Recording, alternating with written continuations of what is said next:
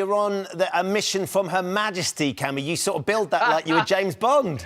On Her Majesty's service. Me and the Queen are like that, You are big with the Queens. You're absolutely right. Cammy, so look, obviously you've got a huge following both online and on TV, and when you were approached to do this, it's an incredibly important message that we're trying to get out to people. My mum went down into the village where she lives yesterday and was waiting to queue to go into a shop, and they were social distancing. There were 2 meters between everyone, but a young guy behind her wouldn't do it. He was insisting that it was idiotic to listen to these rules. And it takes people like you to have to sort of keep hammering home this message, doesn't it? That we've got to respect the rules and the advice we're getting from the government.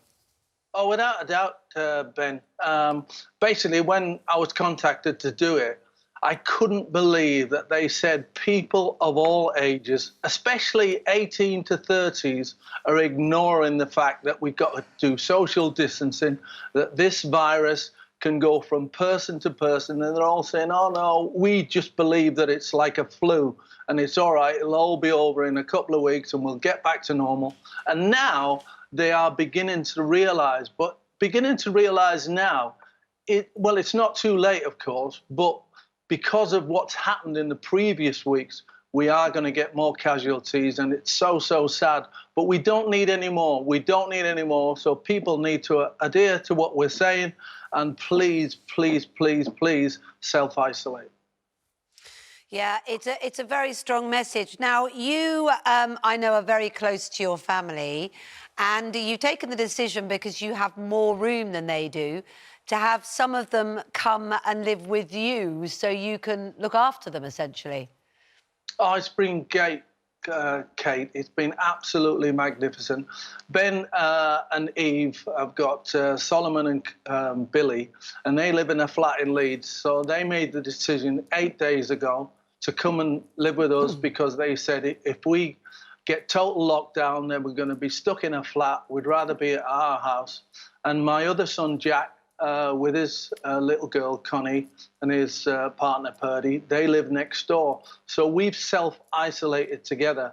The problem with all of that is Grandad's at Connie and Solomon's beck and call.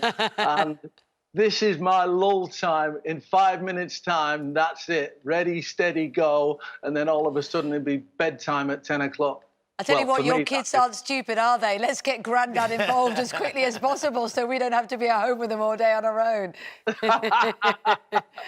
Yeah, honestly, but I've loved every minute of it. And having them together has been wonderful. It's been really wonderful. I just feel sorry for Eve's parents who have made the decision not to come round, and just in case, they believe that they're fine, but just in case, they've stayed away and they FaceTime them every single day, yeah. Which is...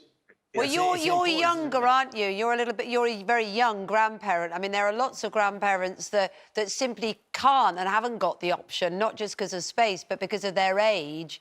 They've got to be separated, haven't they? So it's very tough. Yeah, it is. I'll be 40 next birthday, Kate. 40-25 next birthday. One of the things that I've been loving, though, is after all these years, your wife, Anne, has finally got you to do some of the stuff she's been waiting for you to do for many years around the house as you've been gallivanting around the country. She's getting her own back on you, isn't she, Cam? She was, and then the grandkids arrived. This is the 3 days before the grandkids arrived. Steam cleaning the drive, washing the walls down at the stables, making sure that everything was clean. And then my prayers were answered. The grandkids came. Well, obviously, the other thing that we're missing, Cammy, is football. It's a huge part of all of our lives. You have a lot of contacts with lots of clubs up and down the country, the big Premier League clubs, but also the clubs down in the Football League who are going to be desperately struggling right now as well. How difficult do you think some of them are finding it? Oh, very difficult. It really is difficult. And I hope the EFL and the Premier League get together to support these clubs, to keep them alive, to make sure that they don't go out of business. It's really, really important. I think this time of this situation with the coronavirus, people realise how much they miss their sport. You know, it's life and death. and people's health is much more important.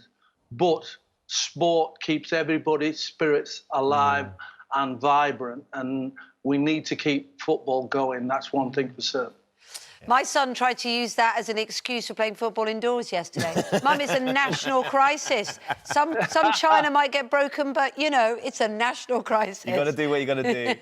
Cammy, we're going to leave it there. Thank you so much for joining us this morning. If you want to see more of Cammy's clips, do go onto his Twitter. It is very, very funny. Well, the round of applause for Kate and Ben, you know, above and beyond. The key workers. We're the key workers, Cammy. Absolutely. But it's great to see you looking so well, and look after that family of yours.